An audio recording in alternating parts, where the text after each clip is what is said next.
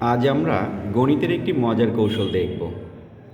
যারা গণিতকে ভয় পায় তারা কিন্তু খুব সাবধান, কারণ আজকের পর থেকে গণিতকে তোমার ভালো লাগা শুরু হতে পারে। তাহলে চলো শুরু করি। এখানে আমাদের রয়েছে ৭৭ গুণ ৫।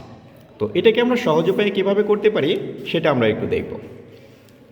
আমরা একটু দেখি, এখানে ৭ এবং ৫ যদি গুণ করি তাহলে ৫ আর ৭ গুণ করলে হবে ৫ ৭ ৩৫, 3 5।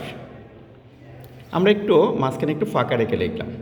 এবার একটু দেখো, ৩ আর ৫ যদি আমরা যোগ করি এই দুইটাকে তাহলে হবে হচ্ছে ৮। এটাই কিন্তু আমাদের ৭৭ এবং ৫-এর সংখ্যা দুটির গুণফল। এবার আমরা আরেকটি সংখ্যা দেখি। এখানে রয়েছে ৮৮ গুণ ৪। এবার যদি আমরা একটু দেখি, ৮ আর ৪ যদি গুণ করি, ৪ ৮ ৩২, ৩ একটু ফাঁকা রেখে লিখব ২, ৩২।